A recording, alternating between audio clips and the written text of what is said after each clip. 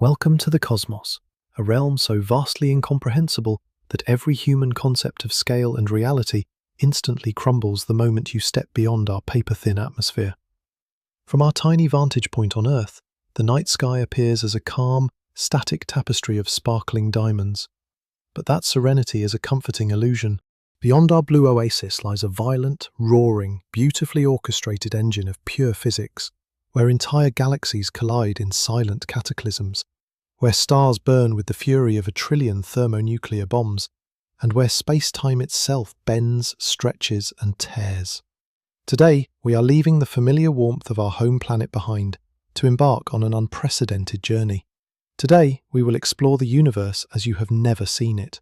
Before we plunge into the deepest, darkest, and most mind-bending corners of creation, make sure to like this video and subscribe to the channel if you are ready to expand your cosmic horizons. And right now, take a moment to leave a comment down below, telling us exactly where on Earth you are watching this from and what time it is for you right now in your corner of the cosmos. As we dive into the infinite abyss, remember that your precise point in space and time is merely a single flickering dot in an ever-expanding, interconnected web of physical reality. What you are about to witness is not science fiction. It is the fundamental physical mechanisms of the universe we inhabit, written in the language of energy, gravity, radiation, and time. Prepare yourself, because we are about to see the universe in a way that will forever change how you look at the stars above and your place among them. To understand the universe as it exists today, we must first undo everything we know about space, time, matter, and energy. We must rewind the cosmic clock, turning back the cosmic expansion, reversing the motions of billions of galaxies, and collapsing the entirety of observable creation backward through time.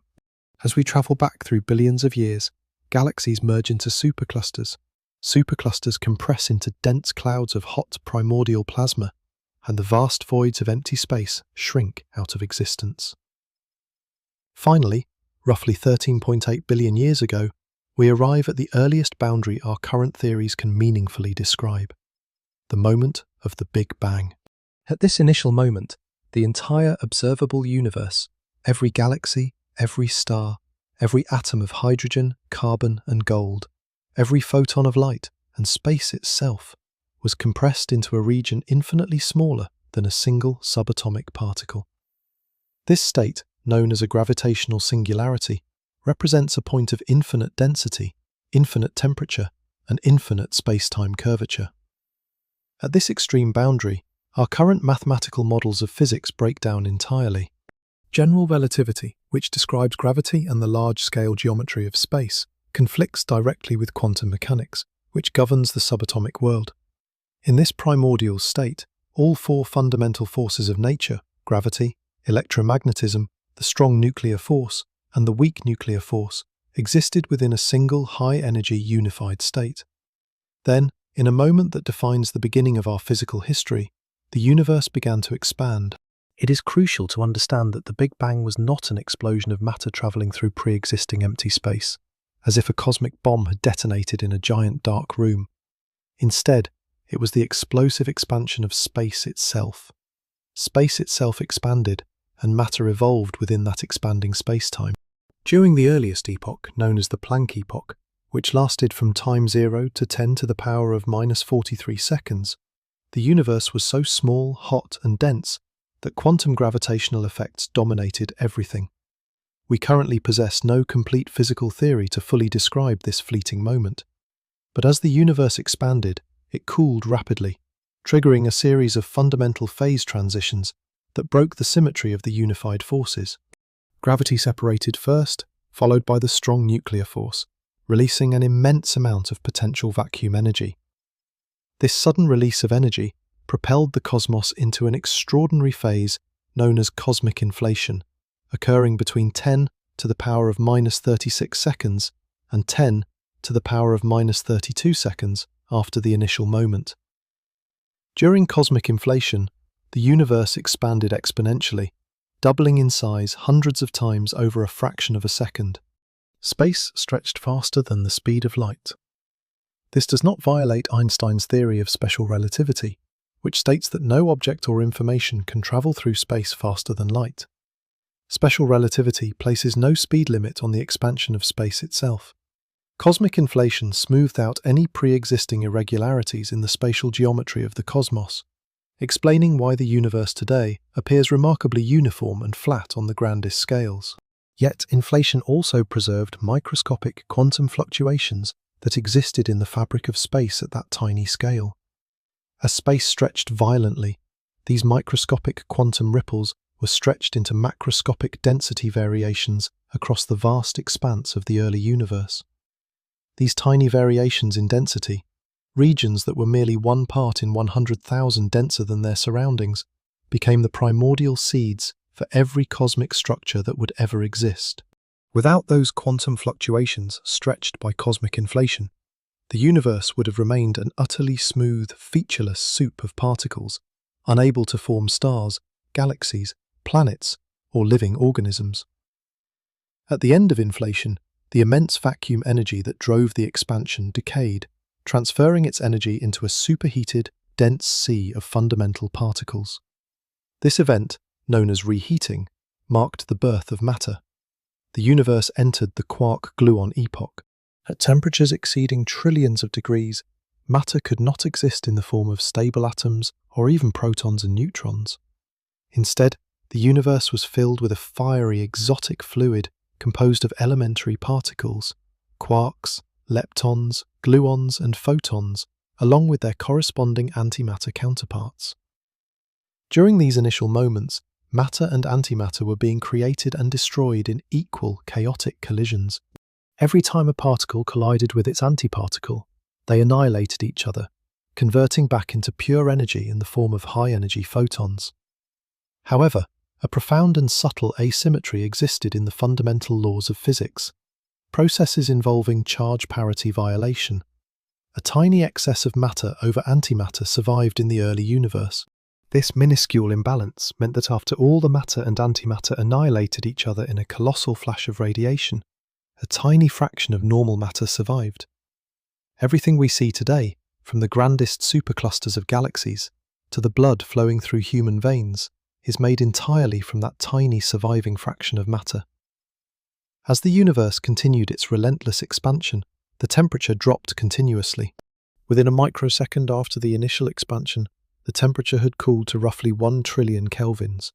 At this threshold, the strong nuclear force pulled free-floating quarks together, binding them into composite subatomic particles called hadrons, primarily protons and neutrons.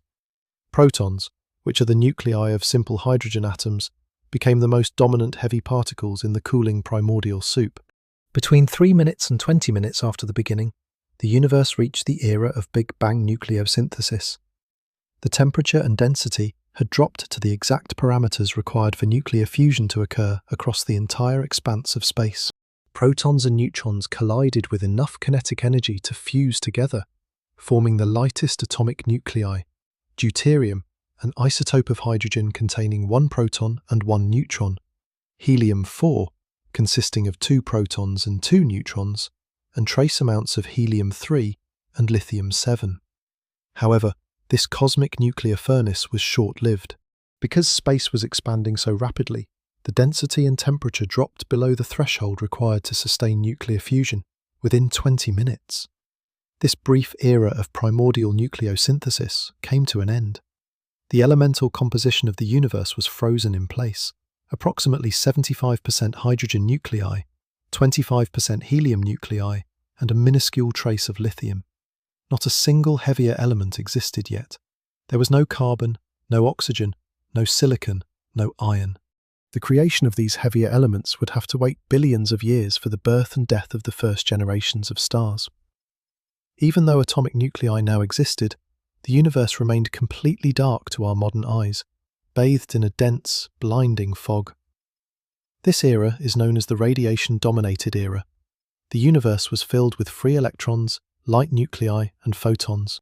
Photons, the particles of light, could not travel any meaningful distance without colliding with free electrons.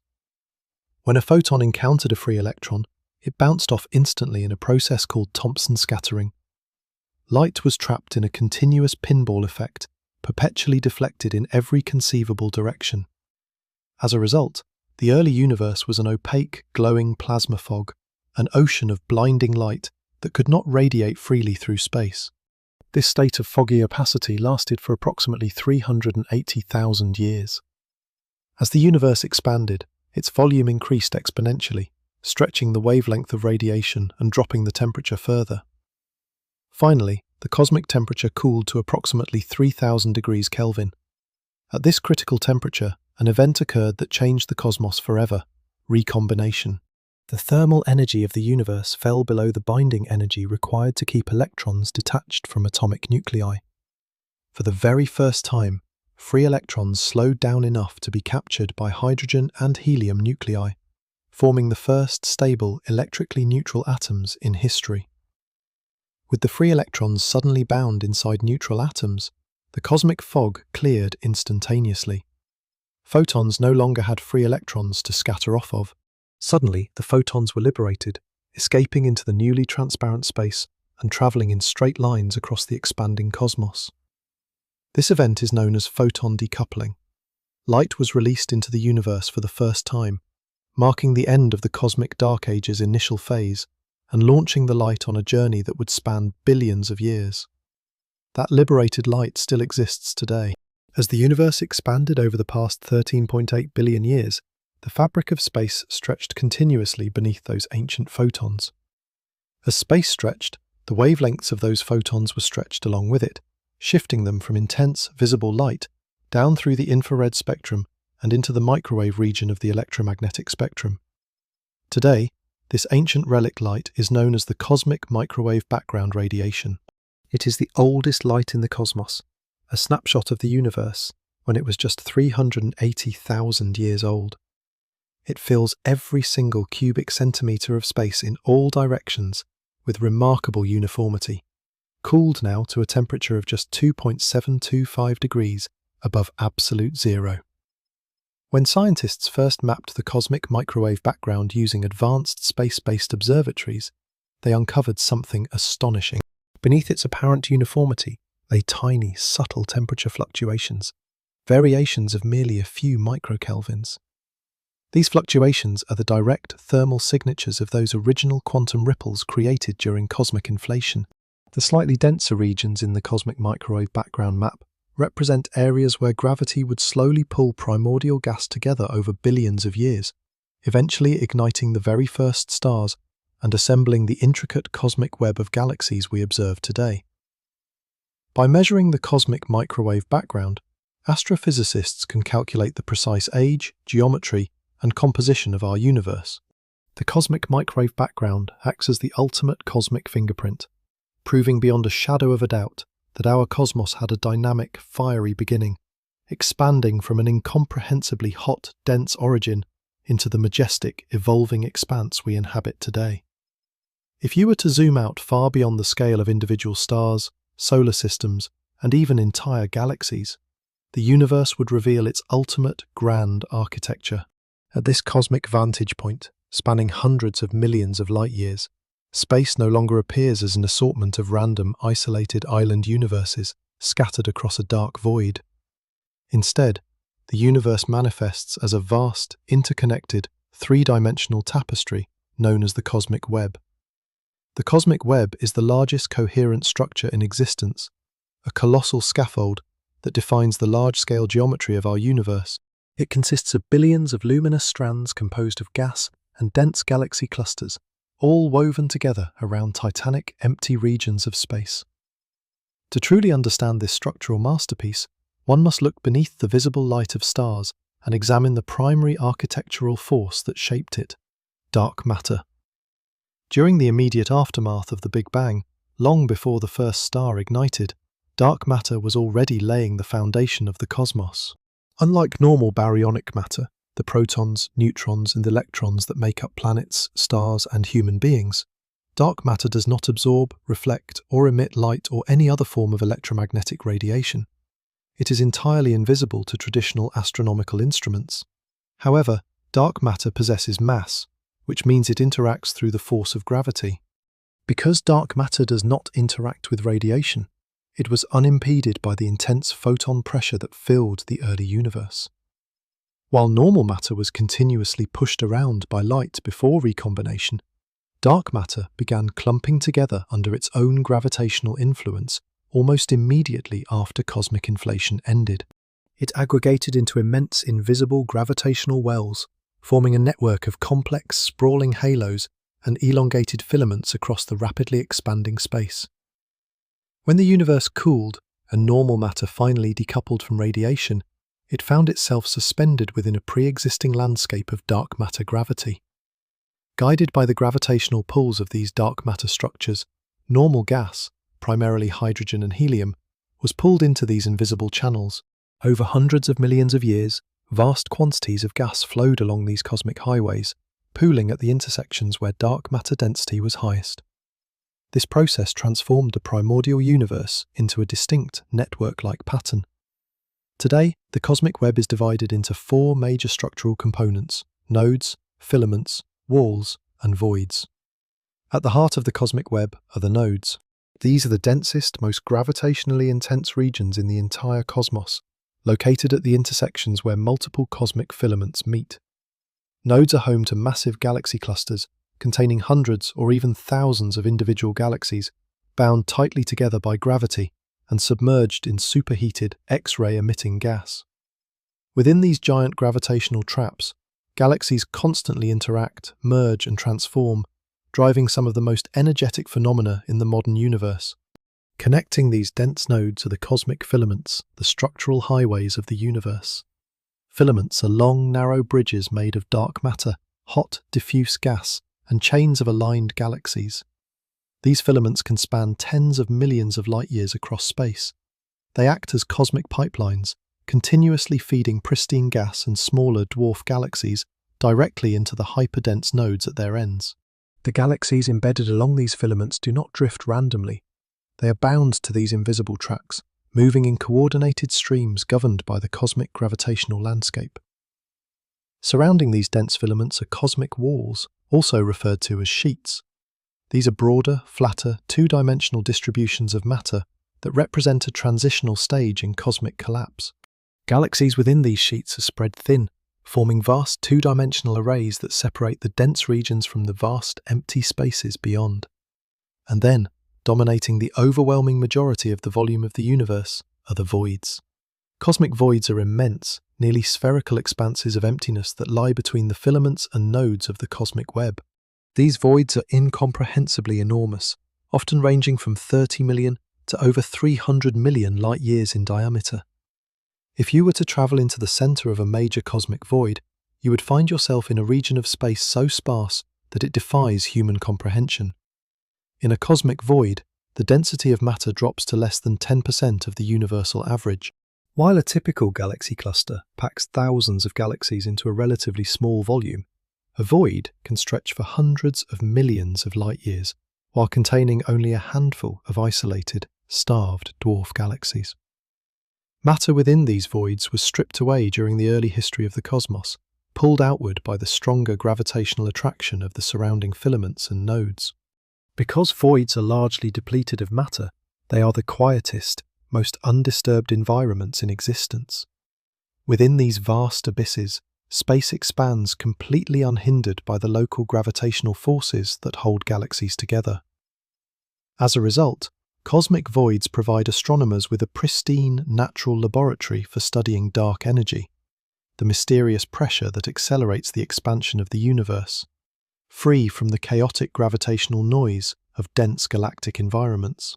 Computer simulations, powered by supercomputers using advanced gravitational n-body algorithms, have mapped the evolution of the cosmic web with incredible mathematical precision. By inputting the initial conditions observed in the cosmic microwave background radiation, these simulations show dark matter naturally collapsing into this intricate web-like topology over 13.8 billion years, matching our real-world observational surveys with stunning accuracy. When we observe distant quasars, whose light has travelled across billions of light-years to reach our telescopes, that light passes through the delicate filaments of the cosmic web. As the light travels through the tenuous hydrogen gas suspended along these filaments, The gas absorbs specific wavelengths, leaving a characteristic pattern of dark absorption lines in the quasar spectrum, known as the Lyman alpha forest. By analysing this spectral fingerprint, astrophysicists can map the invisible scaffolding of gas between us and the most distant objects in the universe. The cosmic web reveals a universe that is far from chaotic or random. It is an organised, dynamic, evolving ecosystem on an unimaginable scale. It is a cosmic neural network where energy and matter flow along invisible dark matter rivers, constructing the framework within which every star, planet, and galaxy is born, lives, and ultimately evolves. When we zoom in from the vast expanses of the cosmic web toward our immediate cosmic neighbourhood, the broad distribution of dark matter and gas condenses into specific, defined galactic structures. In this grand hierarchy of space, our home galaxy, the Milky Way, is far from an isolated island. It is a dynamic participant in a continuous, gravitationally driven cosmic migration, moving within a massive supercluster structure toward an inevitable galactic encounter. To understand our location within this grand cosmic architecture, we must start with our immediate vicinity, the local group. The local group is a gravitationally bound collection of more than 50 galaxies, spanning roughly 10 million light-years across. The primary heavyweights of this local neighbourhood are two giant spiral galaxies, our own Milky Way, containing an estimated 100 to 400 billion stars, and the Andromeda galaxy, also known as Messier 31, which is even more massive, hosting roughly 1 trillion stars. The rest of the local group consists mostly of smaller dwarf galaxies, such as the Triangulum galaxy and the Large and Small Magellanic Clouds, which orbit these two giants as gravitational satellites. However, the local group is just a tiny subdistrict of a much larger cosmic continent. For decades, astronomers believed our galaxy belonged to the Virgo supercluster, a massive collection of thousands of galaxies centered around the giant Virgo cluster.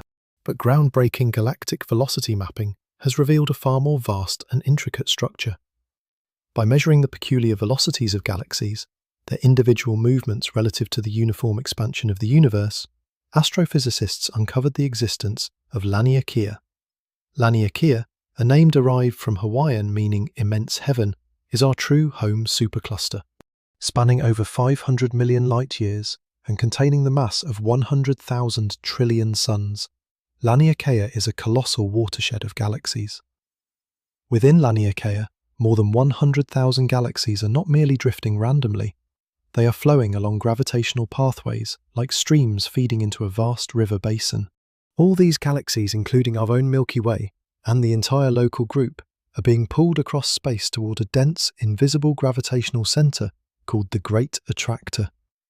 Located roughly 200 million light-years away in the direction of the Centaurus constellation, the Great Attractor is a massive gravitational anomaly hidden behind the dusty gas plane of our own galaxy, an area known as the Zone of Avoidance. This colossal concentration of mass draws thousands of galaxies inward, shaping the local flow of matter across our region of the universe. Yet, even as our entire supercluster flows toward the Great Attractor, an intense, localized gravitational battle is taking place within our immediate local group. The Milky Way and the Andromeda galaxy are currently locked in a relentless, mutually destructive attraction.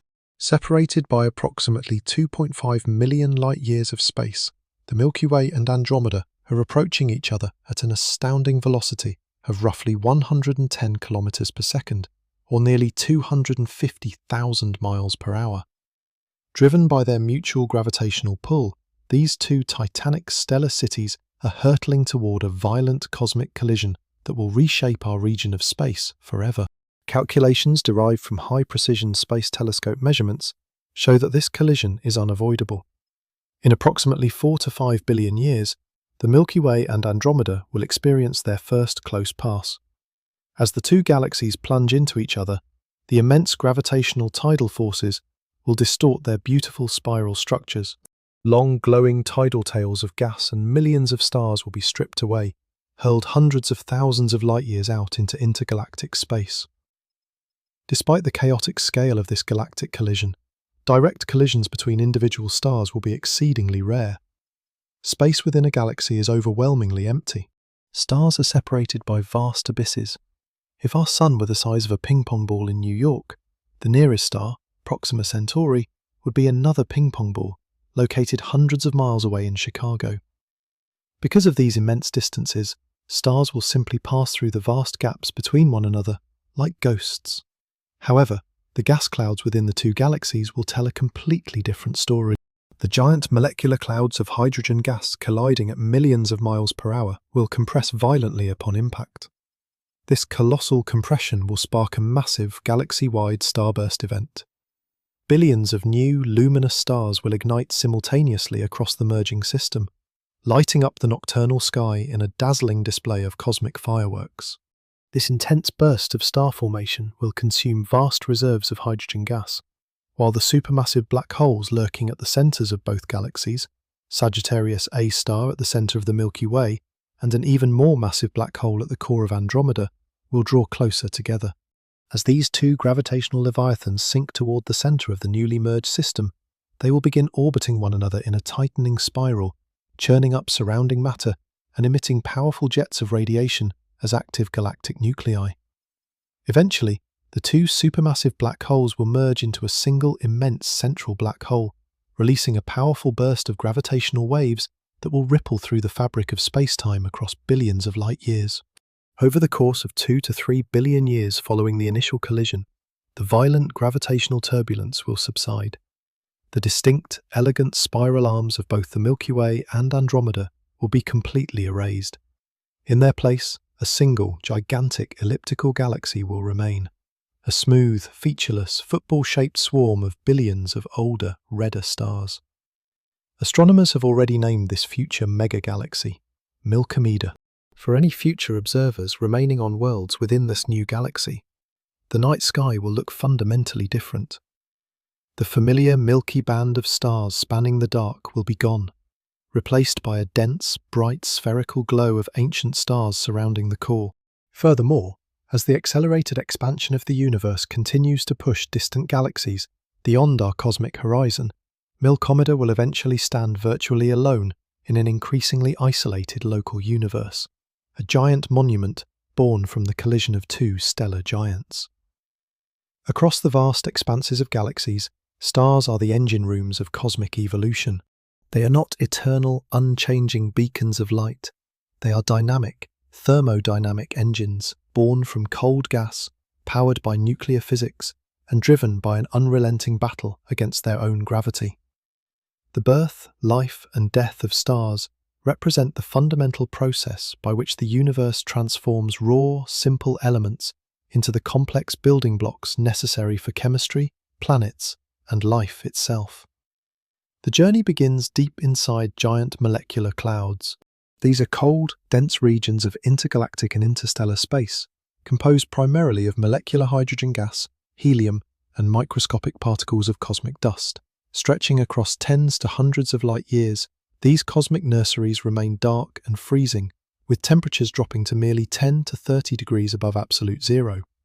At these extremely low temperatures, gas atoms move slowly, allowing gravity to overcome the internal thermal pressure of the gas. A trigger is often required to initiate the collapse of a molecular cloud. This trigger can be a shockwave from a nearby supernova explosion, a gravitational disturbance caused by a passing star, or the sweeping pressure of a galaxy's spiral arm. When such a disturbance passes through the cloud, it compresses regions of gas and dust, creating local areas of higher density. Once a dense pocket within the cloud exceeds a critical mass, known as the Jeans mass, its internal gravity takes total control. The region begins to collapse under its own weight. As the gas falls inward, gravitational potential energy is converted directly into kinetic and thermal energy. The collapsing core grows continuously hotter and denser, pulling in surrounding material from the molecular cloud. This collapsing, glowing sphere of gas is now a protostar. Surrounding the young protostar, leftover material flattens into a rapidly rotating circumstellar disk due to the conservation of angular momentum. Material from this disk continuously feeds onto the growing protostar, while powerful magnetic fields launch high-velocity bipolar jets of plasma from the protostar's poles, blasting through the surrounding dust cloud. The collapse continues for hundreds of thousands of years. As gravity compresses the protostar further, its core temperature rises dramatically. When the core temperature reaches roughly 10 million degrees Kelvin, a threshold is crossed. The kinetic energy of the hydrogen nuclei is high enough to overcome their natural electrostatic repulsion, known as the Coulomb barrier. Protons begin to smash together with enough energy for the strong nuclear force to bind them. Nuclear fusion ignites. Through a multi-step nuclear reaction known as the proton-proton chain, or, in more massive stars, the carbon-nitrogen-oxygen cycle, hydrogen nuclei fuse together to form helium nuclei. In this process, a tiny fraction of the mass of the reacting protons is converted directly into energy, according to Einstein's principle of mass-energy equivalence. This released energy takes the form of high-energy gamma-ray photons and neutrinos. The ignition of nuclear fusion marks the official birth of a main-sequence star. The immense energy generated in the core creates a powerful outward thermal pressure, along with radiation pressure. This outward force pushes against the inward gravitational pull of the star's immense mass. When these two opposing forces achieve a state of precise balance, the star reaches hydrostatic equilibrium. Hydrostatic equilibrium is the defining stability of a main-sequence star's adult life. The star becomes a stable, glowing sphere, self-regulating its nuclear furnace. If the core contracts slightly, the temperature and density increase, accelerating nuclear fusion and driving the core to expand back to equilibrium.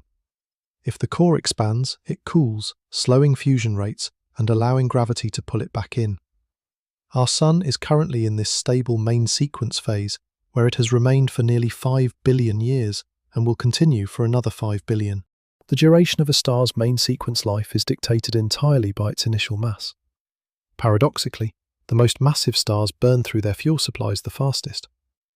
Massive stars, containing tens or hundreds of times the mass of the Sun, possess immense internal gravity, requiring extremely high core temperatures and burning through their hydrogen fuel at astronomical rates. These stellar giants live for only a few million years. Conversely, low-mass red dwarfs burn their fuel so slowly and efficiently that they can remain on the main sequence for trillions of years. Eventually, every star exhausts the hydrogen fuel in its central core. When this happens, the delicate balance of hydrostatic equilibrium collapses. Without the outward thermal pressure of hydrogen fusion, gravity reclaims control, causing the inert helium core to contract rapidly and heat up. As the core contracts, the layers of hydrogen gas immediately surrounding the core are compressed and heated, igniting hydrogen fusion in a shell around the dead helium core. This intense hydrogen shell burning generates immense energy, causing the outer layers of the star to expand dramatically, expanding to hundreds of times its original radius, while cooling at the surface. The star transforms into a red giant.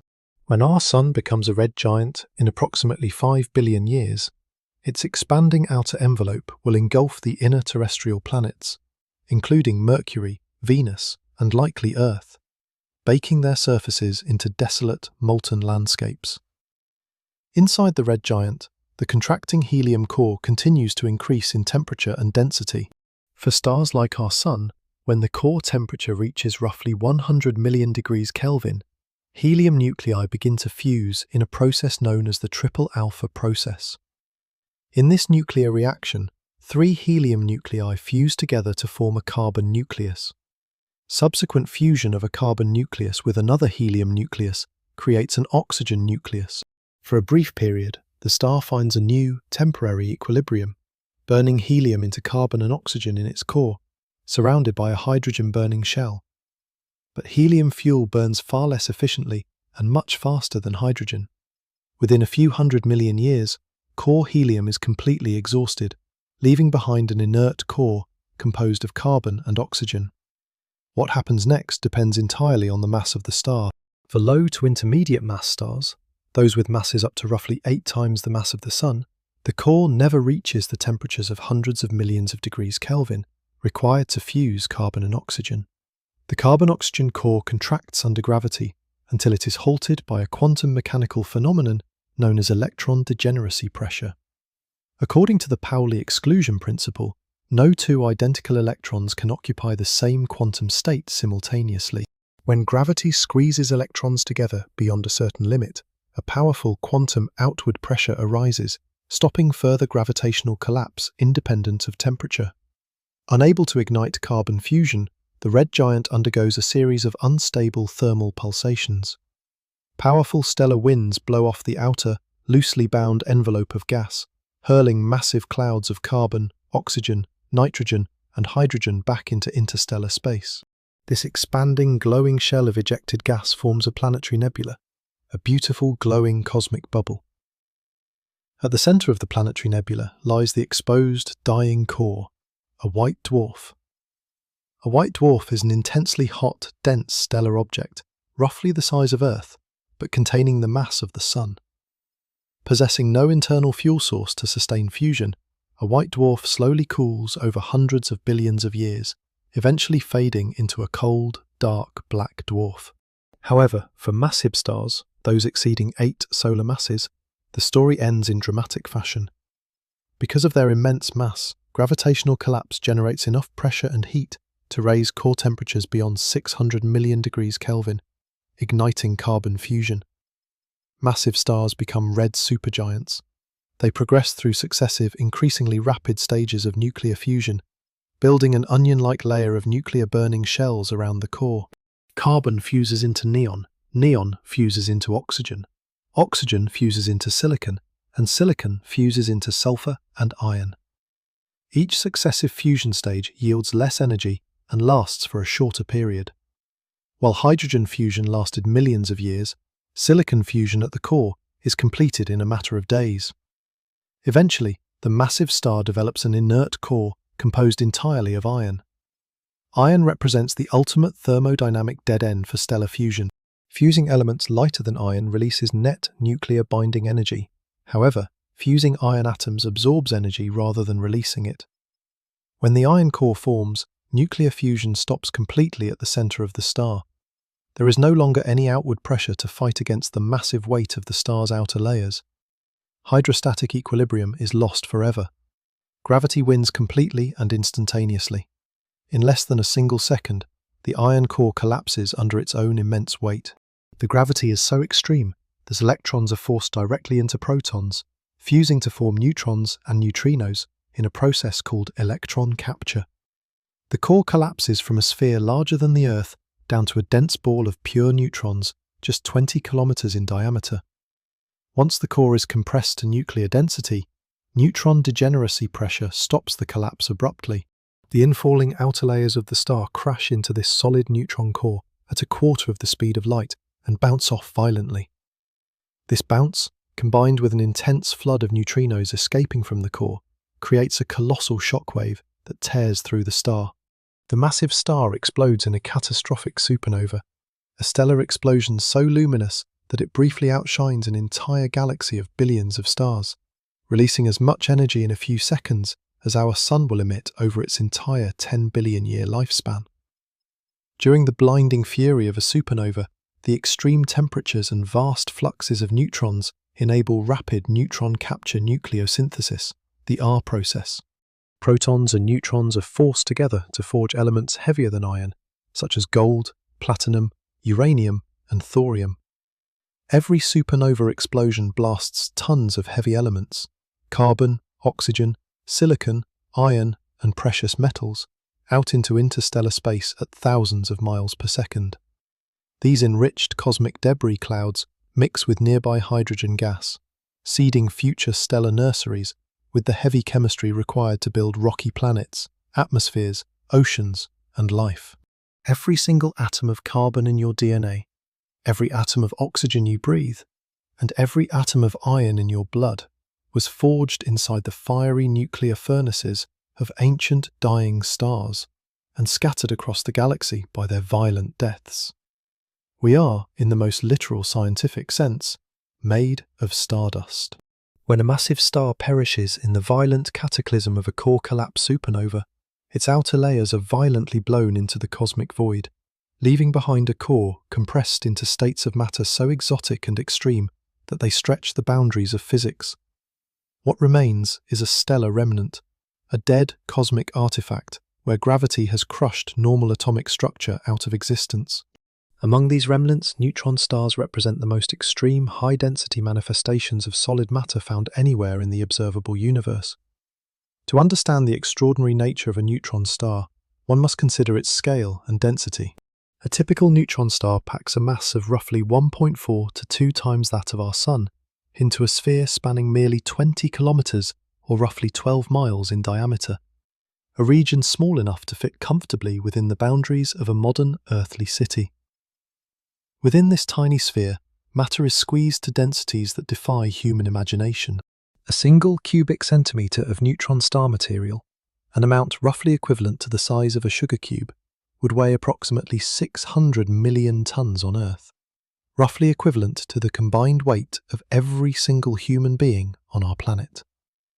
This hyperdense state is achieved because gravity overcomes the electrostatic forces that keep atoms largely empty space.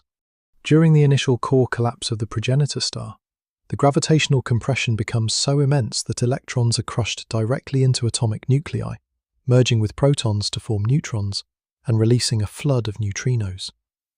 This process, known as neutronization, strips matter of its atomic structure. The star transforms into an unbroken, continuous sea of tightly packed neutrons, held suspended against further gravitational collapse exclusively by neutron degeneracy pressure, a quantum mechanical rule stating that no two identical neutrons can occupy the exact same quantum state at the same time. Because the progenitor star possessed a specific amount of rotational momentum prior to its collapse, the conservation of angular momentum causes the newly born, ultra-compact neutron star to spin at astonishing velocities.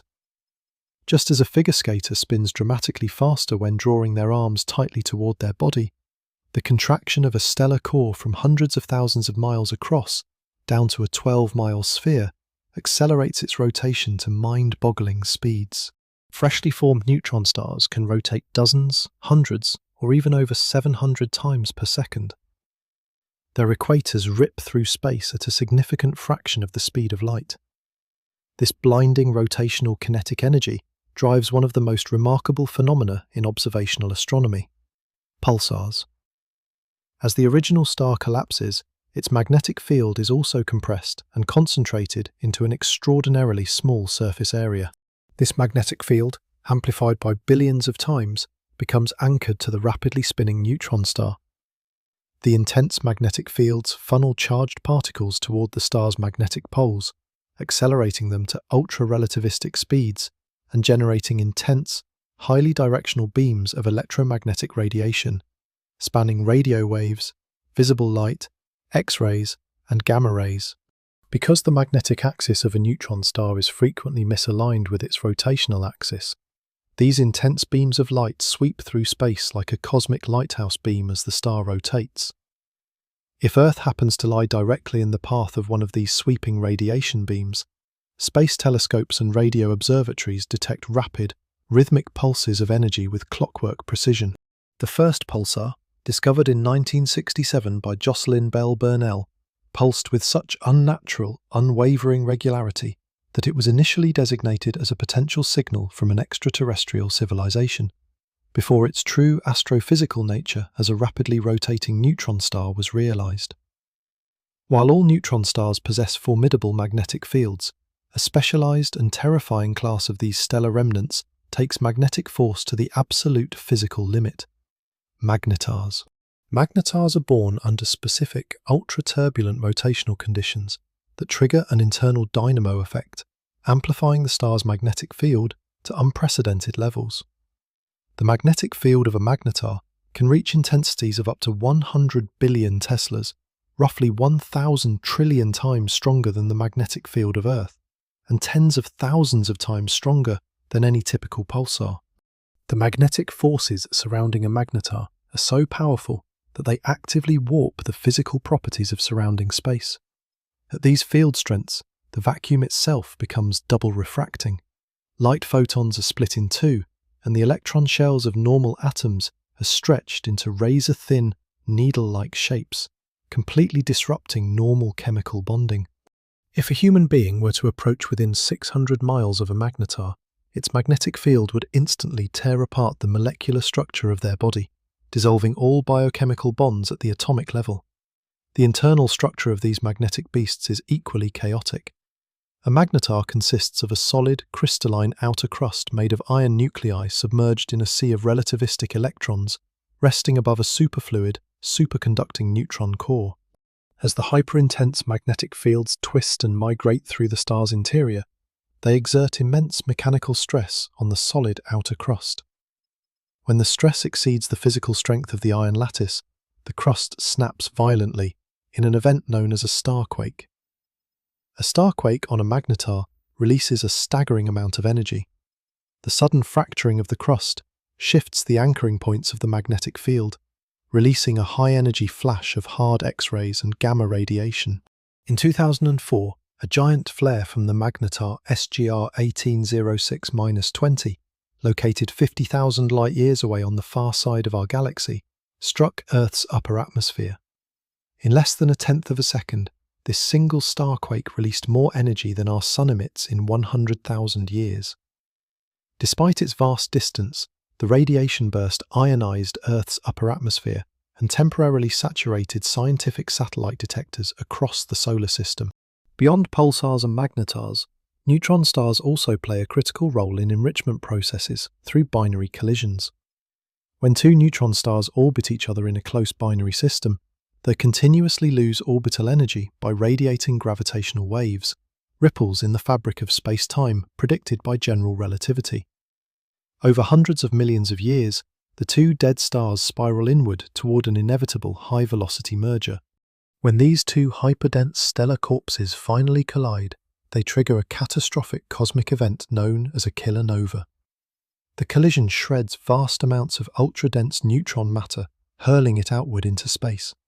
Within this superheated, neutron-rich debris cloud, rapid neutron capture nucleosynthesis occurs on a colossal scale. Free neutrons instantly flood lighter nuclei, forging vast quantities of the heaviest elements in the universe, including gold, platinum, uranium, and iodine. Optical and spectroscopic analyses of real-world kilonova events have confirmed that binary neutron star collisions are the primary cosmic factories responsible for producing the precious heavy metals found within Earth's crust today. Neutron stars stand as absolute monuments to the power of gravity and quantum mechanics working in tandem. They represent the ultimate threshold of physical matter, the absolute limit to which matter can be compressed, twisted, and magnetized before gravity overcomes every known force in nature and drops the veil of an event horizon over the remnant forever. When the remnant of a collapsing stellar core exceeds a critical mass limit, known as the Tolman-Oppenheimer-Volkoff limit, roughly 3 times the mass of our Sun, neutron degeneracy pressure can no longer withstand the relentless inward crush of gravity. At this point, no known force in physics can halt the complete collapse of matter. The remnant collapses past its own physical radius, crushing its entire mass into an infinitely small point in space. The result is a black hole, an object where gravity becomes so intense that space-time itself bends to a degree that completely isolates the interior from the rest of the universe. A black hole is not a hollow hole in space or a cosmic vacuum cleaner actively searching for matter to devour. It is a region where mass is concentrated so intensely that the escape velocity exceeds the speed of light. Because nothing in the universe can travel faster than light, nothing that crosses its boundary can ever escape, not even light photons. This boundary of no return is known as the event horizon. The event horizon marks the mathematical threshold of a black hole. It is not a solid physical surface, but rather an absolute point of no return in space-time. The radius of the event horizon, known as the Schwarzschild radius, is directly proportional to the black hole's mass. If our Sun were compressed into a black hole, its event horizon would span a radius of just 3 kilometers, or under 2 miles. According to Albert Einstein's theory of general relativity, mass curves the fabric of space-time. Near a black hole, this curvature reaches extreme levels, giving rise to profound relativistic phenomena. One such effect is gravitational time dilation. To an observer watching from a safe distance far away, an object falling toward the event horizon appears to slow down as it approaches the boundary. As the light emitted by the falling object is stretched to longer, redder wavelengths by the intense gravity, a process known as gravitational redshift, The object appears to freeze at the event horizon, fading into absolute darkness. However, from the perspective of the falling object itself, time passes normally as it crosses the event horizon in a finite amount of time, blissfully unaware of the exact moment it crosses into point-of-no-return territory. As an object falls deeper toward the center, it encounters extreme differential gravitational forces known as tidal forces. Because gravity varies inversely with the square of the distance, the gravitational pull on the side of the object closer to the black hole is vastly stronger than on the side further away. This intense difference stretches the object vertically while squeezing it horizontally, a process astrophysicists famously call spaghettification. For smaller, stellar mass black holes, these tidal forces are so severe that they tear atoms and molecules apart long before the object even reaches the event horizon. At the very center of a black hole lies the singularity. In crystal general relativity, the singularity is a point of zero volume and infinite density, where all the black hole's mass is concentrated and where current mathematical equations of physics break down entirely. Quantifying what actually occurs at a singularity remains one of the greatest unsolved mysteries in modern theoretical physics, requiring a yet undiscovered theory of quantum gravity to resolve. While the black hole itself is completely invisible, its presence is often revealed by its energetic interaction with surrounding matter. When a black hole draws in gas and dust from a companion star or a surrounding interstellar cloud, the material does not fall directly inward. Because of the conservation of angular momentum, the infalling gas spirals around the black hole, flattening into a superheated disk known as an accretion disk. Within the accretion disk, intense friction, magnetic fields, and gravitational shear forces accelerate the gas to relativistic speeds, heating the material to tens of millions of degrees Kelvin.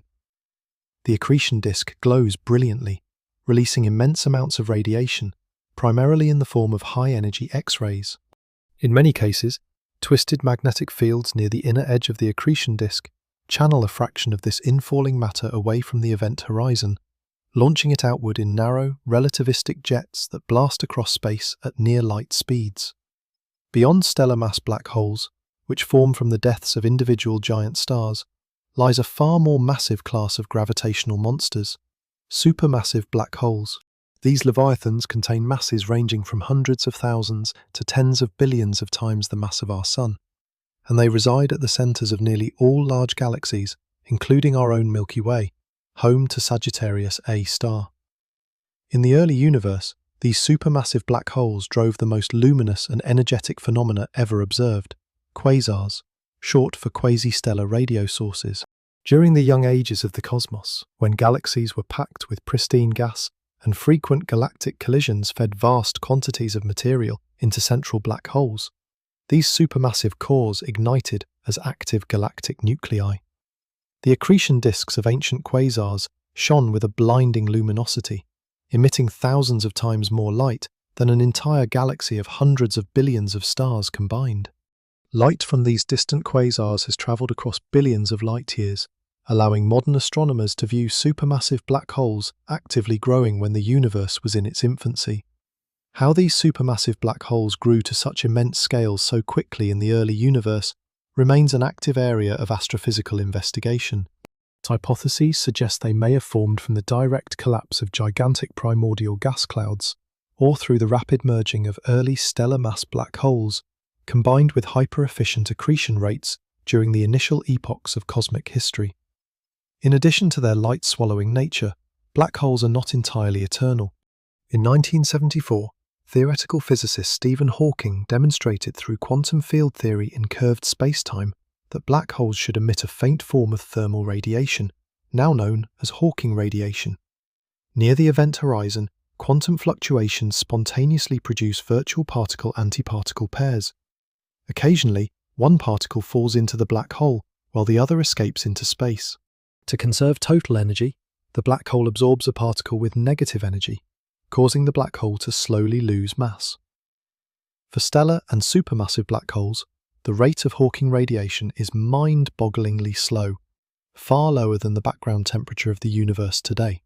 However, over unimaginable timescales, spanning 10 to the power of 100 years, when all stars have died and no matter remains to be accreted, even the largest supermassive black holes will gradually evaporate, releasing their remaining mass in a final, quiet flash of energetic particles, leaving behind a completely empty space.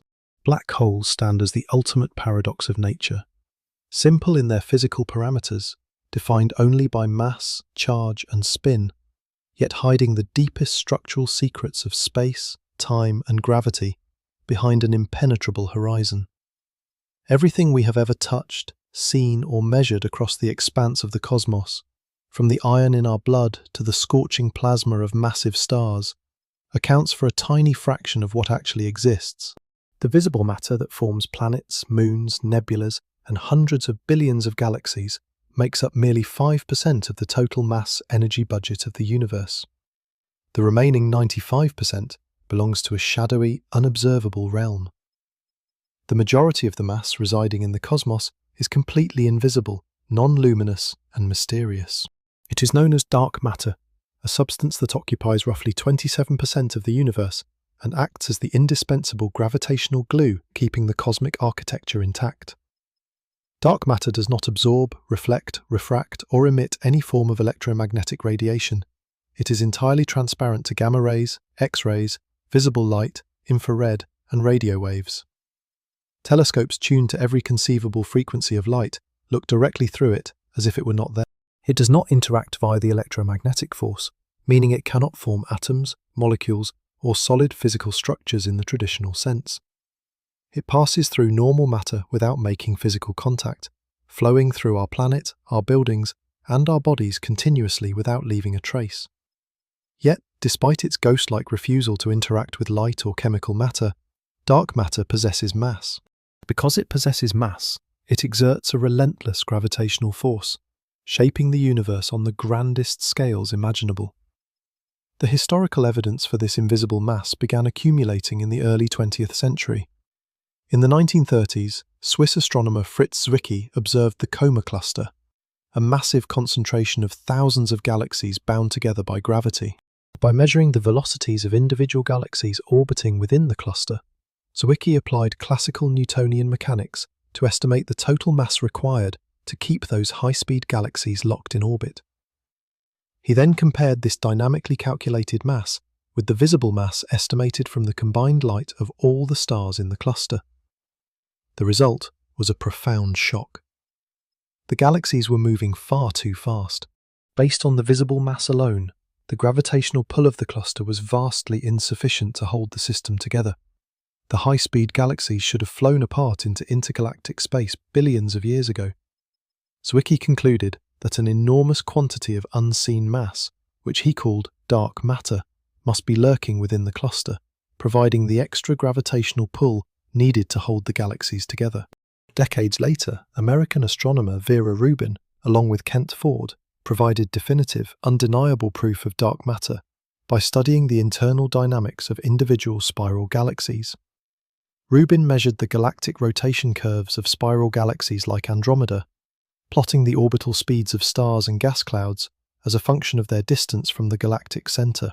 According to standard Keplerian mechanics, stars near the dense, luminous center of a galaxy should orbit at high speeds, while stars situated along the outer edge of the galactic disk, far from the bulk of visible matter, should move significantly slower, just as the outer planets in our solar system orbit the Sun much slower than Mercury or Venus. However, Rubin's precise observations revealed something that defied standard physical expectations. The rotation curves of spiral galaxies did not drop off at the edges. Instead, the orbital speeds of outer stars remained completely flat, moving just as fast as stars located near the bright galactic core. If visible matter were the only mass present, the outer stars were moving fast enough to overcome the galaxy's gravity and fly off into the void. The fact that galaxies remained intact proved that they were not simple, isolated disks of stars. Instead, every spiral galaxy is embedded within an immense spherical halo of invisible dark matter. This massive dark matter halo extends far beyond the visible boundaries of stars and gas, supplying the required gravitational force to keep the high-speed outer stars firmly bound to the galaxy. As observational astrophysics advanced, scientists uncovered further evidence for dark matter through a phenomenon predicted by Einstein's general relativity, gravitational lensing. Because mass warps the fabric of spacetime, a massive object acts like a lens, bending the path of light passing near it. When light from a distant background galaxy travels past a foreground galaxy cluster, the immense mass of the cluster bends and distorts the light into glowing arcs, Einstein rings, and multiple ghost images. By carefully measuring the degree of light distortion, astrophysicists can map the precise distribution of mass within the lensing cluster. These gravitational lensing maps consistently demonstrate that the visible mass of stars and gas is far too small to produce such extreme spacetime curvature. The vast majority of the lensing mass is invisible, distributed exactly where dark matter halos are predicted to lie. Perhaps the most dramatic proof of dark matter's physical existence comes from the Bullet Cluster, a colossal cosmic collision between two galaxy clusters located nearly 4 billion light-years away. As the two clusters slammed into each other at millions of miles per hour, the normal matter, mostly superheated intergalactic gas, collided, experienced friction and slowed down, concentrating in the center of the collision zone. This hot gas was imaged in X-rays by space observatories. However, when astronomers mapped the total mass of the collision using gravitational lensing, they discovered that the mass had passed straight through the collision without slowing down. The dark matter halos of the two clusters had slipped right past each other like ghosts, completely unaffected by the violent friction that halted the normal gas.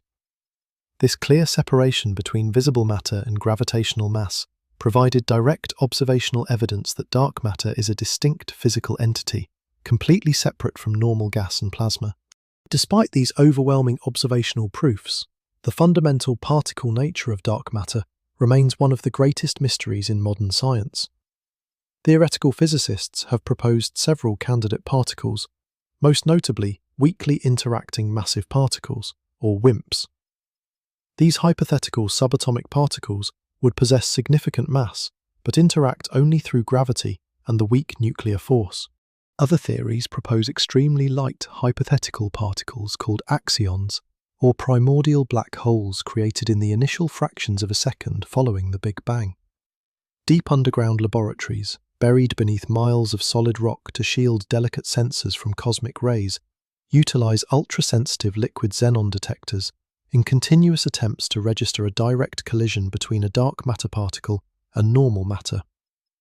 Simultaneously, powerful particle accelerators attempt to produce dark matter particles artificially by smashing high-energy protons together. Until a direct particle detection occurs, dark matter stands as an invisible titan. It is the silent, unseen skeleton of the universe, the primary gravitational scaffolding that gathered primordial gas, ignited the first stars, formed the first galaxies, and continues to hold our own home, the Milky Way, together in the vast cosmic dark. If dark matter is the silent gravitational glue holding the universe together, dark energy is the repulsive force tearing the cosmic tapestry apart. For decades, the dominant consensus in modern cosmology was straightforward and intuitive. After the violent outward expansion initiated by the Big Bang, the collective gravitational pull of all the matter in the universe, both visible baryonic matter and invisible dark matter, must be continuously acting as a cosmic brake. Scientists believe that this mutual gravitational attraction was slowing the expansion of space down over time. The only open question was whether there was enough total mass in the cosmos to eventually halt the expansion entirely and collapse the universe back into a singular point, or if the expansion would simply coast outward forever at a gradually decreasing rate. In 1998, two independent teams of astronomers set out to measure this expected deceleration. The High-Z Supernova Search Team and the Supernova Cosmology Project utilized advanced space telescopes and ground-based observatories to observe extremely distant, extremely ancient Type 1a supernovas. A Type 1a supernova occurs in a binary star system when a carbon-oxygen white dwarf accretes matter from a companion star, steadily gaining mass until it hits the strict Chandrasekhar limit of approximately 1.4 solar masses. Upon crossing this precise mass threshold, the white dwarf undergoes a runaway thermonuclear explosion. Because every Type 1a supernova ignites at the exact same physical threshold, they all detonate with roughly the same intrinsic peak brightness. This uniformity makes them ideal standard candles, astronomical beacons that allow scientists to calculate exact distances across billions of light years by comparing their known intrinsic brightness to how dim they appear from Earth. By measuring the distances of these distant supernovas and comparing them to the redshift of their host galaxies, the degree to which their light has been stretched toward longer, redder wavelengths by the expansion of space during the light's journey, astronomers could plot the precise expansion history of the cosmos, going back billions of years. The results sent shockwaves through the scientific community. The distant supernovas were consistently fainter than they should have been in a universe where expansion was slowing down. They were significantly farther away than predicted by any traditional gravitational model. The implications were undeniable. The expansion of the universe is not slowing down under the pull of gravity. Instead, it is speeding up. Approximately 5 billion years ago, the universe crossed a critical threshold where the inward pull of matter lost control and the expansion of space began to accelerate.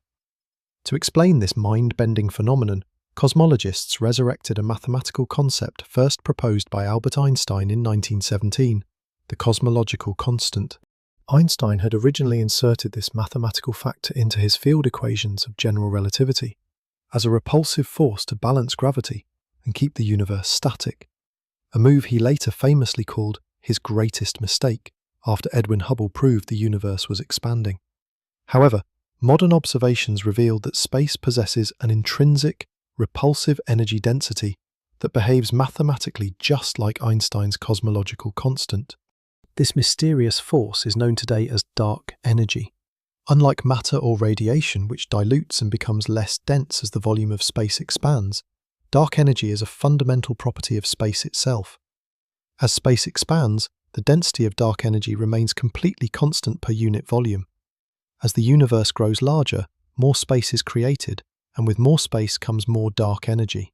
Eventually, as matter became spread increasingly thin across expanding billions of light years, dark energy became the dominant force driving the dynamics of the cosmos. Today, dark energy accounts for an astounding 68% of the total mass energy budget of the observable universe. Combined with 27% dark matter and 5% normal matter, dark energy dictates the ultimate fate of our cosmos. Yet, its fundamental physics remains deeply puzzling. The prevailing theoretical framework interprets dark energy as quantum vacuum energy, the spontaneous energy generated by virtual subatomic particles constantly popping into and out of existence in empty space. However, when quantum field theory attempts to calculate the expected density of vacuum energy, the theoretical prediction yields a number that is 10 to the power of 120 times larger than the observed value of dark energy. This staggering discrepancy between theoretical physics and real-world observation is widely regarded as the worst prediction in the history of theoretical physics. Alternative theories suggest that dark energy might not be a static cosmological constant at all, but rather a dynamic, evolving scalar field called quintessence. Quintessence theories propose that the strength of dark energy can change over time, potentially varying across space and evolving as the cosmos ages. This profound mystery surrounding dark energy is further compounded by a massive, ongoing crisis in modern physics, known as the Hubble tension. The Hubble constant is the fundamental parameter that measures the precise current rate at which the universe is expanding. In recent years, cosmologists have attempted to measure this expansion rate using two entirely different, highly accurate scientific methods. The first method looks backward to the early universe. By precisely measuring the cosmic microwave background radiation, the relic light left over from 380,000 years after the Big Bang, and plugging those early conditions into the standard cosmological model, scientists can extrapolate forward in time to calculate what the current expansion rate of space should be today. This early universe method yields a Hubble constant of approximately 67.4 kilometers per second per megaparsec. The second method measures the expansion rate locally in the modern universe. By observing physical cosmic distance ladders using nearby Cepheid variable stars and Type 1a supernovas, astronomers directly measure how fast surrounding galaxies are receding from us right now. This late universe direct measurement consistently yields a Hubble constant of approximately 73 to 74 kilometers per second per megaparsec. The discrepancy between these two numbers is not a simple margin of error or a measurement mistake. As observational instruments have grown increasingly precise, the statistical significance of this gap has crossed the 5 sigma threshold, the mathematical standard for a definitive scientific discovery. The early universe and the late universe are giving us two completely incompatible numbers for how far space is stretching. This Hubble tension represents a profound crisis in fundamental physics.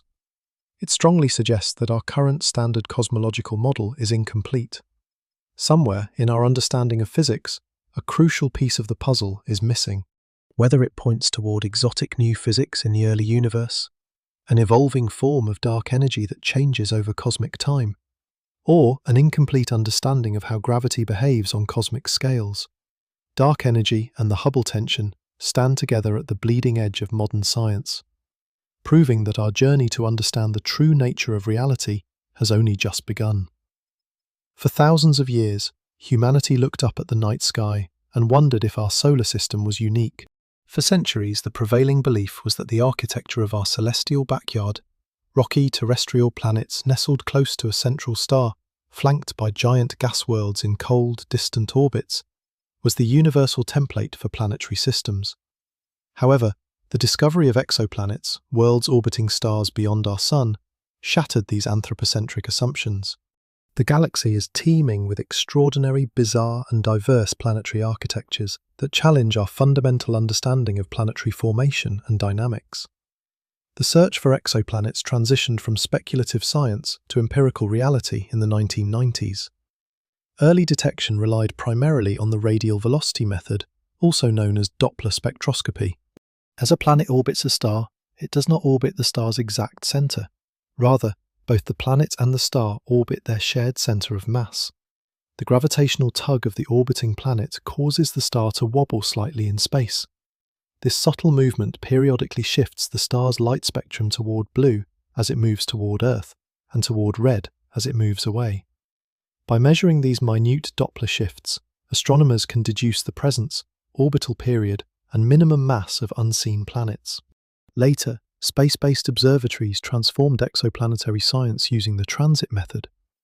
When an exoplanet's orbit aligns with our line of sight, the planet periodically passes directly in front of its host star.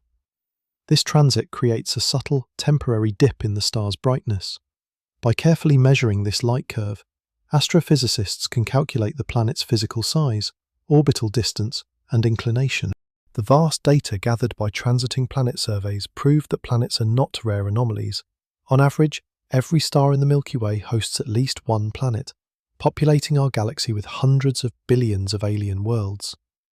Among the earliest and most astonishing discoveries was a class of worlds that completely disrupted classical theories of planetary origin: hot Jupiters.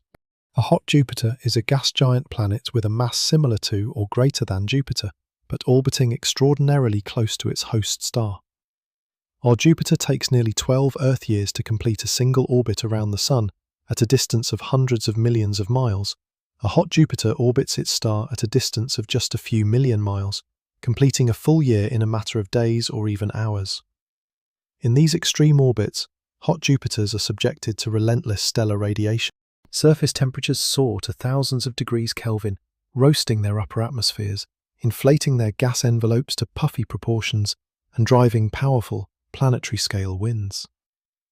The existence of these scorching giants presented a major astrophysical puzzle. According to traditional core accretion models, a gas giant cannot form so close to a star because the intense heat and stellar winds from the young star would blow light gases like hydrogen and helium away before a massive core could form. To resolve this paradox, planetary scientists developed the concept of planetary migration. Hot Jupiters form far out in the cold regions of their protoplanetary disks, beyond the snow line, where icy materials can solidify to build massive planetary cores. Once the giant planet accretes its thick gas envelope, gravitational interactions with the surrounding gas disk, or tidal interactions with other young planets, strip away its orbital momentum. The giant planet slowly spirals inward, migrating across millions of miles over millions of years, until it becomes locked in a tight, searing orbit near its parent star. Beyond hot Jupiters, Exoplanet surveys revealed another vast population of worlds completely absent from our own solar system: super-Earths and mini-Neptunes. Super-Earths are rocky worlds with masses between 1 and 10 times that of Earth, and radii up to 1.5 times Earth's radius. Mini-Neptunes are slightly larger worlds, ranging from 2 to 4 Earth radii, possessing dense, rocky cores enveloped by thick atmospheres of hydrogen, helium, and volatile gases. Super-Earths represent a fascinating intermediate class of planets. Possessing significantly stronger surface gravity than Earth, these massive rocky worlds can retain thicker atmospheres and sustain prolonged internal geological activity. Their immense internal heat, generated by radioactive decay and gravitational compression, can drive long-lasting mantle convection and volcanic activity. This continuous outgassing resupplies atmospheric gases, while powerful internal dynamos can generate robust magnetic fields to shield the surface from harmful stellar cosmic rays. However, the sheer diversity of super-Earths defies simple categorization. Density calculations derived from combined transit and radial velocity measurements reveal a vast spectrum of internal compositions. Some super-Earths are ultra-dense spheres composed almost entirely of iron and rock, stripped of their lighter outer layers by intense stellar irradiation.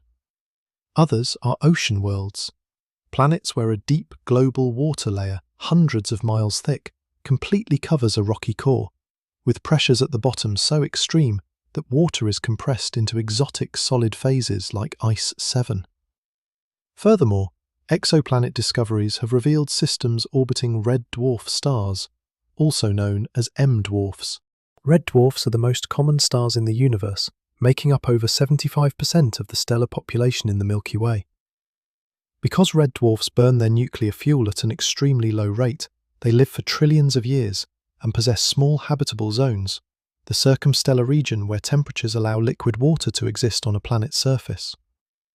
Because a red dwarf's habitable zone lies very close to the star, planets in these regions are often tidally locked.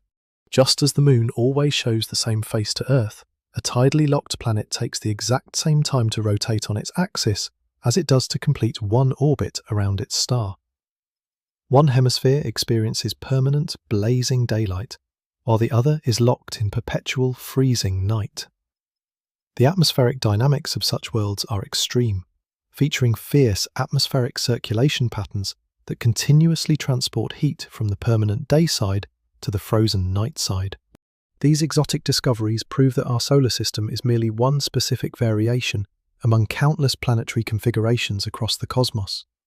The universe is an endless laboratory of planetary creation, sculpting worlds of fire, rock, ice, and gas that continuously redefine what a planet can be. As astronomers push the boundaries of exoplanetary characterization, they have discovered that alien atmospheres are far stranger and more violent than anything found within our own solar system. Far beyond simple temperature differences, the physical and chemical conditions on many distant worlds produce atmospheric phenomena so extreme that they resemble dark visions of cosmic horror, while simultaneously offering scientists the exact tools required to hunt for life across the stars. Consider the phenomenon of exotic precipitation on tidally locked hot Jupiters and ultra-hot rocky worlds. On the exoplanet HD 189733b, a bright blue gas giant located 63 light-years away, the atmosphere is swept by fierce winds howling at speeds exceeding 5,000 miles per hour, nearly 7 times the speed of sound. The planet's deep cobalt hue is not caused by reflections from a peaceful ocean, but by a dense atmospheric haze laden with silicate particles. High temperatures in the atmosphere vaporize rocks, which condense into liquid glass clouds.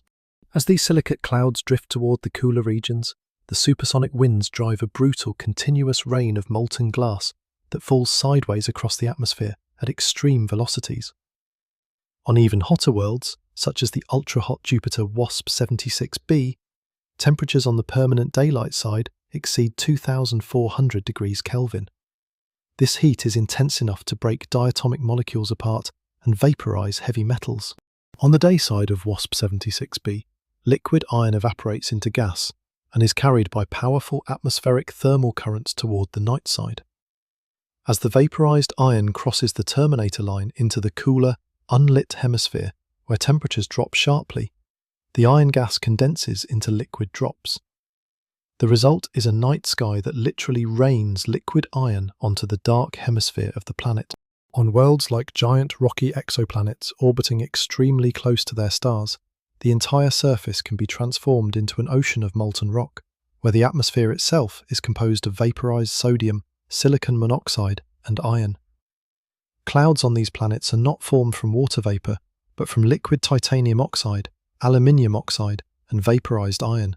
These metallic clouds sweep across alien skies before precipitating as showers of liquid sapphire, ruby, and liquid iron onto searing lava oceans below. Yet amidst these extreme environments, astrophysicists are utilizing advanced spaceborne observatories to hunt for far more subtle atmospheric signatures, biosignatures. A biosignature is an element, molecule, or physical pattern within a planet's atmosphere or surface environment that provides scientific evidence of past or present life. The primary method used to detect biosignatures on distant exoplanets is transmission spectroscopy. As a transiting exoplanet passes directly in front of its host star, a small fraction of the star's light filters through the thin outer layers of the planet's atmosphere before traveling across space to reach our telescopes. The chemical elements and molecules present in the atmosphere absorb specific, unique wavelengths of this starlight, leaving distinct dark absorption lines in the observed spectrum. By analyzing these spectral absorption patterns, scientists can deduce the precise chemical composition, temperature, and structure of an alien atmosphere millions of light years away.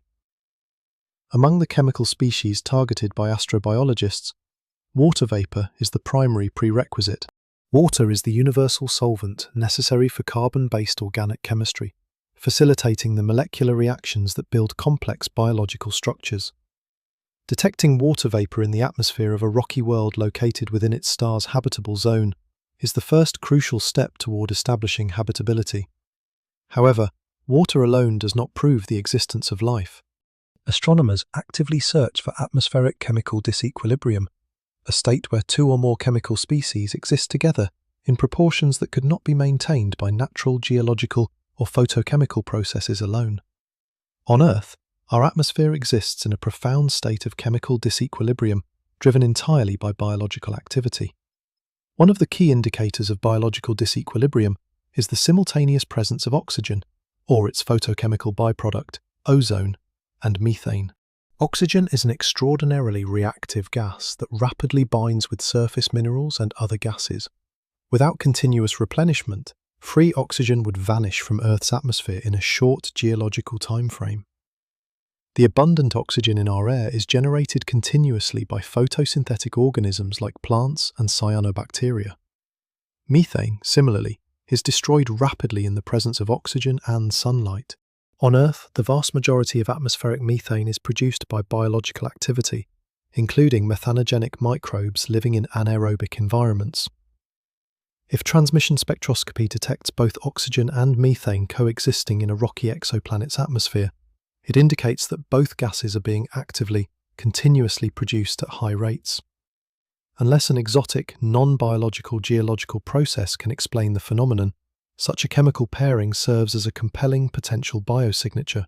Furthermore, scientists search for secondary biosignatures like dimethyl sulfide, a sulfur compound that on Earth is produced almost exclusively by marine phytoplankton.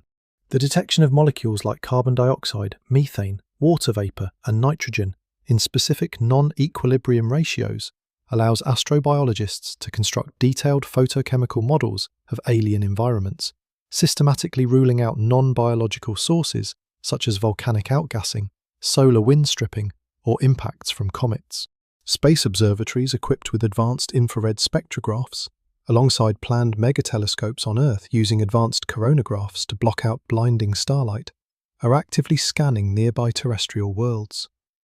The TRAPPIST-1 system, for example, features 7 Earth-sized rocky planets orbiting a cold red dwarf star, with 3 of those planets residing firmly within the habitable zone. Analysing the atmospheres of these worlds represents humanity's best chance in the near future to answer the ultimate question: are we alone? By studying both extreme weather environments and quiet, potentially habitable terrestrial worlds, astrobiology links physics, chemistry, and biology into a unified cosmic search. The violent iron rains of giant worlds and the subtle atmospheric traces of methane on tiny rocky planets are two sides of the same scientific journey, mapping the boundless diversity of planetary chemistry across the universe. For centuries, human understanding of the cosmos was constrained by the physical limits of our eyes. We observed the night sky through a narrow window of visible light, gazing at stars and planets through optical telescopes that gathered photons within the tiny slice of the electromagnetic spectrum that human biology can perceive. But the universe speaks in many different languages. It emits high-energy gamma rays, searing X-rays, penetrating infrared waves, and long radio waves. Beyond light itself, the cosmos communicates through gravitational perturbations that stretch and compress the fabric of space. Over the past few decades, humanity has engineered a new generation of observational instruments, technological extensions of our senses that allow us to pierce cosmic dust, capture images of the unseeable, and listen directly to the violent collisions of dead stars billions of years ago. Among the most astonishing technological achievements in the history of astronomy is the direct imaging of a black hole's shadow. By definition, a black hole emits no light, as its escape velocity beyond the event horizon exceeds the speed of light. However, the superheated gas and plasma spiraling into the black hole within its surrounding accretion disk glow brightly across multiple wavelengths. The intense gravity of the black hole bends the light emitted by this surrounding plasma, casting a characteristic dark silhouette, a shadow, surrounded by a bright, warped ring of photon emission. To capture an image of such a shadow requires an extraordinary level of angular resolution. The supermassive black hole at the center of the giant elliptical galaxy Messier 87, designated as Messier 87, contains 6.5 billion times the mass of our Sun, yet it is located 55 million light-years away. From our perspective on Earth, its apparent size in the sky is as tiny as an orange resting on the surface of the Moon would appear to an observer on Earth. No single optical or radio telescope on Earth, no matter how large, possesses the resolving power required to image an object so small. To overcome this fundamental physical limitation, astrophysicists utilized a technique known as Very Long Baseline Interferometry, or VLBI, by linking radio telescopes scattered across the globe, from high-altitude deserts in Chile to the volcanic peaks of Hawaii, and from the freezing expanses of the South Pole to the mountains of Europe. Astronomers created a planet-sized virtual telescope. This global network is known as the Event Horizon Telescope, or EHT.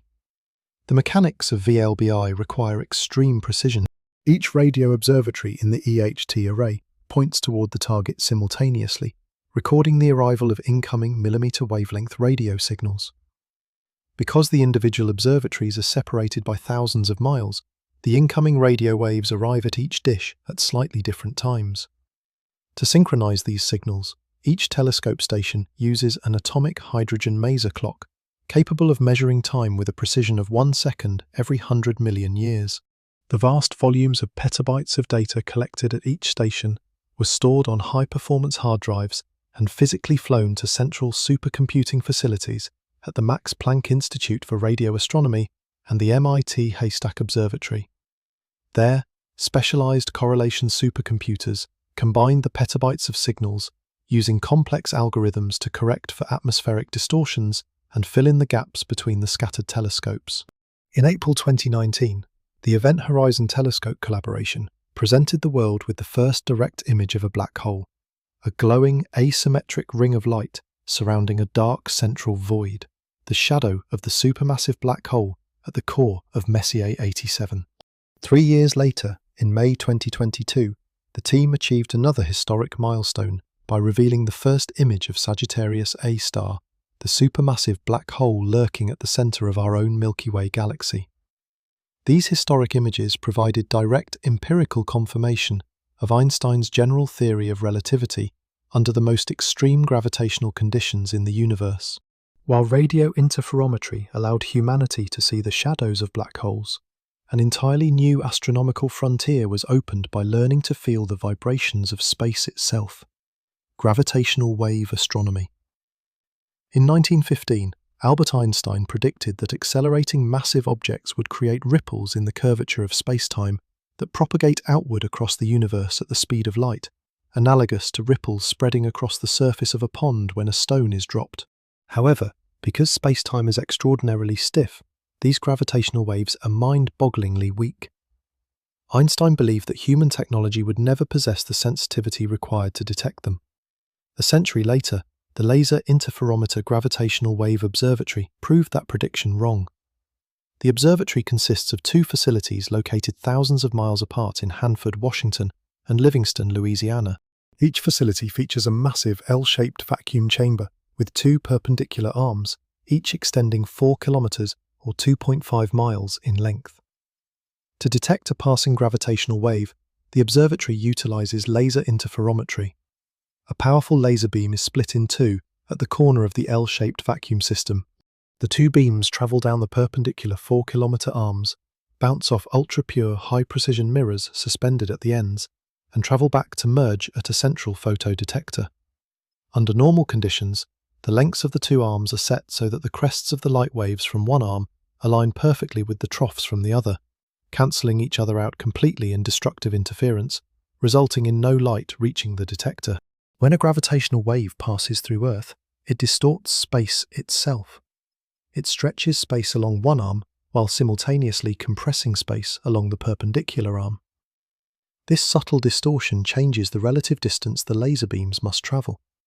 As a result, the two beams no longer cancel each other out completely when they rejoin, producing a characteristic interference pattern on the detector that fluctuates as the gravitational wave passes through. The engineering required to achieve this sensitivity is staggering. The distortion caused by a passing gravitational wave changes the length of the observatory's 4-kilometer arms by a fraction of the diameter of a single proton, a distance variation of roughly 1/10,000th the width of an atomic nucleus. To detect such microscopic shifts, the mirrors are isolated from ground vibrations using active seismic suspension systems, and the laser beams operate inside the world's second-largest ultra-high vacuum chambers. On September 14, 2015, the observatory recorded its historic first detection, event GW150914. Two massive black holes containing 36 and 29 solar masses respectively collided and merged into a single black hole 1.3 billion light-years away. In the final fraction of a second before the collision, the two leviathans orbited each other hundreds of times per second, converting 3 full solar masses of pure matter directly into gravitational wave energy in a fraction of a second. The peak power radiated by this single gravitational wave event exceeded the combined light output of every star in the observable universe. When the gravitational wave reached Earth after travelling for 1.3 billion years, it stretched and compressed the observatory's detectors, producing a characteristic rising frequency signal, a chirp, that converted the silent dance of gravity into a measurable wave pattern. For the first time in human history, we had listened to the cosmos. Alongside gravitational waves and radio interferometry, our understanding of the universe has been fundamentally transformed by expanding our infrared vision. The universe is filled with cosmic dust, fine grains of carbon, silicon, and icy compounds suspended throughout interstellar space. This dust forms dense, opaque clouds that block visible light emitted by young stars, star-forming regions, and galactic cores. To visible light telescopes like the Hubble Space Telescope, these dense dust regions appear as dark, impenetrable walls, hiding the dynamic processes occurring within. However, infrared radiation behaves differently. Infrared light has longer wavelengths than visible light, allowing it to pass through microscopic dust particles with minimal scattering or absorption. By observing the cosmos in the infrared spectrum, astronomers can look straight through cosmic dust clouds, uncovering hidden star-forming regions, circumstellar disks, and distant galaxies lurking behind interstellar dust barriers. Furthermore, infrared vision is essential for observing the most distant objects in the universe due to cosmological redshift. As light from the earliest stars and galaxies travels across expanding space for over 13 billion years, the fabric of space stretches its wavelength continuously. Light that was emitted as ultraviolet or visible light by the first generation of stars is stretched down through the visible spectrum into the near and mid-infrared regions, by the time it reaches our neighbourhood today. To capture this ancient, red-shifted light and pierce the cosmic dust, humanity developed the James Webb Space Telescope. Launched on Christmas Day 2021, the James Webb Space Telescope is the most complex, powerful space observatory ever constructed. Operating from the second Lagrange point, or L2, a gravitationally stable position located 1 million miles from Earth, the James Webb Space Telescope features a primary mirror spanning 6.5 meters, or 21 feet, in diameter. Composed of 18 hexagonal beryllium segments coated with an ultra-thin layer of pure gold, the mirror provides unprecedented light-gathering capacity and infrared reflectivity. Because infrared radiation is essentially heat, the telescope itself must be kept extremely cold to prevent its own thermal emission from blinding its sensitive detectors. The James Webb Space Telescope relies on a 5-layer tennis court-sized sunshield made of Kapton, a specialized polyimide film. This sunshield reflects solar radiation, keeping the scientific instruments on the cold side operating at temperatures below 40 Kelvin or minus 388 degrees Fahrenheit. One of its onboard instruments, the mid-infrared instrument, uses a specialized closed-cycle helium loop cryocooler to drop its temperature to just 7 Kelvin above absolute zero. The James Webb Space Telescope has revolutionized observational astronomy. It has captured razor-sharp infrared images of galactic nurseries like the Pillars of Creation, exposing thousands of newly formed stars embedded within dust columns that were completely hidden from Hubble's optical sensors. It has analysed the atmospheric composition of transiting exoplanets with unprecedented spectroscopic detail, detecting carbon dioxide, water vapour, and sulfur dioxide in distant alien atmospheres.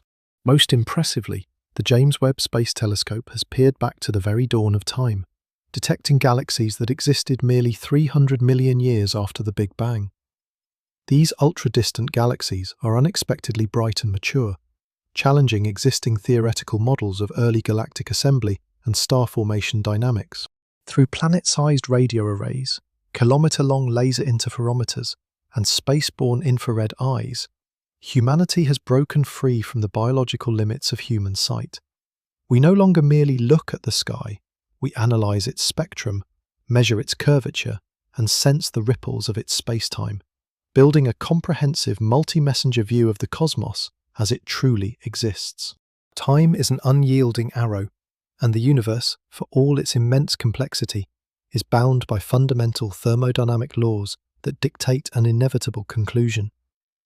Just as the cosmos had a dynamic, energetic beginning in the ultra-hot density of the Big Bang, it is marching toward a definitive end.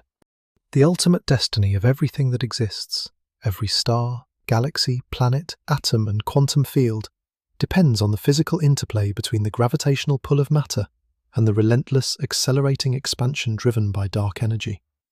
Theoretical astrophysics presents several distinct cosmological models for the end of time, but among them, one scenario stands as the most scientifically robust and physically probable: the heat death of the universe, also known as the Big Freeze. Before examining the long, fading twilight of the Big Freeze, it is necessary to consider the alternative pathways space might take if the properties of dark energy evolve differently over cosmic timescales. One such alternative scenario is the Big Rip. In this model, dark energy is not a static cosmological constant, but a dynamic field known as phantom energy, whose strength increases exponentially over time. If dark energy continues to intensify, its repulsive acceleration will eventually overcome all physical forces holding bound systems together. In approximately 20 to 30 billion years, the accelerating expansion will first pull superclusters and galaxy clusters apart. As phantom energy grows stronger, it will strip outer stars from individual galaxies, then unbind planetary systems, tearing planets like Earth away from their parent stars. In the final fractions of a second before the end, the repulsive pressure will become so violent that it will overcome the electromagnetic and strong nuclear forces, tearing individual molecules, atoms, and atomic nuclei apart. Space itself will end in a catastrophic, infinitely expanding tear, reducing the cosmos to isolated, fundamental particles moving at light speed through a shredded reality. At the opposite extreme lies the Big Crunch. In this scenario, dark energy might eventually decay or reverse its direction, allowing the cumulative force of universal gravity to regain dominance. The expansion of space would slow down, halt, and reverse. Over billions of years, galaxies would begin rushing toward each other. The cosmic microwave background radiation would be compressed and shifted toward shorter, hotter wavelengths, transforming empty space into a superheated furnace. Eventually, all stars, black holes, and matter would collapse back together into a single, hyperdense, high-temperature singularity, a reverse Big Bang. Some theoretical models propose that this collapse could trigger a quantum rebound, known as the Big Bounce, launching a brand new expanding universe in an endless, oscillating cycle of rebirth.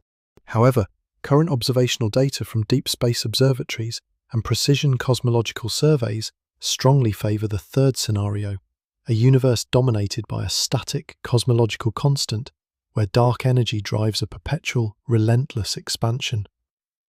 Under these conditions, the universe will not end in a fiery crunch or a violent rip, but in a long, agonizingly slow descent into cold, dark, maximum entropy, the heat death.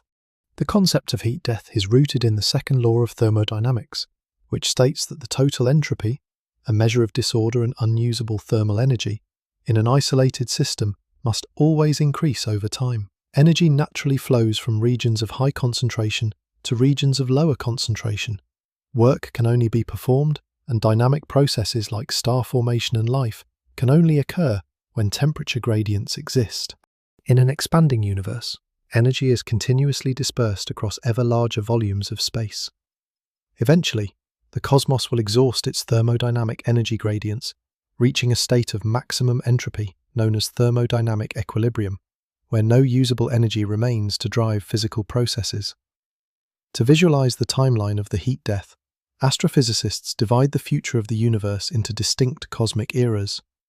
We currently live in the stelliferous era, the age of stars. This era began when the first primordial gas clouds collapsed to ignite the first stars, and it continues today. However, the raw materials for stellar ignition are finite. Over hundreds of billions of years, galaxies continuously convert hydrogen and helium gas into stars, which lock heavier elements away in stellar corpses like white dwarfs, neutron stars, and black holes.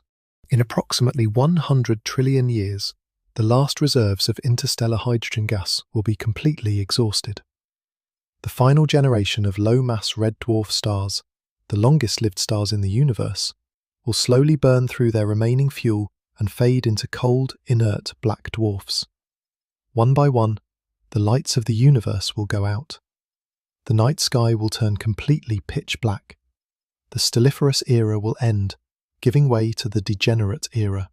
During the degenerate era, spanning from 10 to the power of 14 years to 10 to the power of 40 years into the future, the cosmos will be a dark, freezing wilderness, populated exclusively by dead stellar remnants, brown dwarfs, white dwarfs, neutron stars, and black holes, along with scattered planets drifting aimlessly through intergalactic space. Without stars to heat them, the average temperature of the universe will drop toward absolute zero. Occasionally, dead stellar remnants will collide. When white dwarfs or brown dwarfs merge, they may briefly trigger a temporary supernova, briefly illuminating the dark void before fading back into obscurity. Over vast timescales, gravitational interactions within galaxies will eject most dead stars into the expanding intergalactic void, while the rest will sink into central supermassive black holes. If grand unified theories of physics are correct, even stable matter is not truly eternal. Protons, the subatomic building blocks of all atomic nuclei, are predicted to undergo slow radioactive decay over a timescale of 10 to the power of 34 to 10 to the power of 37 years. During the late degenerate era, protons inside dead stars, planets, and dust will disintegrate into positrons, pions, and photons. Matter itself will dissolve, melting away into light particles. Dead stars and planets will slowly evaporate into thin radiation. When all normal matter has completely decayed, the universe enters the black hole era, spanning from 10 to the power of 40 years to 10 to the power of 100 years. At this point, The only macrostructures remaining in the universe will be black holes. These gravitational leviathans will wander through an empty, dark void, slowly devouring any stray fundamental particles that cross their event horizons. Yet even black holes cannot survive forever. Through the process of Hawking radiation, black holes continuously emit a faint flux of quantum thermal radiation, losing mass at an unimaginably slow rate. A stellar mass black hole will take 10 to the power of 67 years to evaporate completely, while the most massive supermassive black holes will persist for 10 to the power of 100 years. As a black hole reaches the very end of its Hawking evaporation, its rate of mass loss accelerates dramatically. In its final second of life, a black hole explodes in a quiet flash of energetic gamma rays and subatomic particles, leaving behind nothing. After the final supermassive black hole evaporates, the universe enters the dark era. In the dark era, the universe reaches its final thermodynamic state. Space has expanded to unimaginable dimensions, driven by the unwavering pressure of dark energy. The universe is a vast, cold, featureless vacuum, filled only with an ultra-dilute sea of long-wavelength photons, neutrinos, electrons and positrons, separated by light-years of empty space. These remaining particles wander through the infinite dark, rarely colliding, locked in a freezing state of absolute thermodynamic equilibrium. The temperature of the universe drops to zero, asymptotically approaching absolute zero, but never quite reaching it. Entropy has reached its absolute maximum. No thermodynamic work can ever be performed again. No structure can form, no light can shine, no heat can transfer, and no chemical or physical changes can occur. Time itself becomes meaningless, as there are no physical events or changes left to measure its passage. The universe stands completely frozen, quiet, dark, and eternal, confronted by the unimaginable scales of space and time, from the violent primordial fire of the Big Bang to the freezing, infinite stillness of the heat death. It is easy to feel utterly insignificant. Humanity resides on a tiny, pale blue speck of dust, orbiting an ordinary star near the edge of a typical spiral galaxy, nestled within a universe spanning hundreds of billions of light-years. In the grand physical hierarchy of the cosmos, our lives are merely a fleeting flash in an eternal night. Yet, there is a profound, transcendent triumph in our existence. Through the intricate laws of physics, chemistry, and biology, the universe has organized itself into conscious, thinking beings capable of decoding its deepest mathematical secrets. As Carl Sagan famously observed, we are a way for the cosmos to know itself. Through our eyes, telescopes, and mathematical equations, the universe contemplates its own grand architecture, measures its own expansion, and marvels at its own beauty. Thank you for joining us on this epic journey across space and time. Keep looking up, stay curious, and until next time, farewell from the cosmic dark.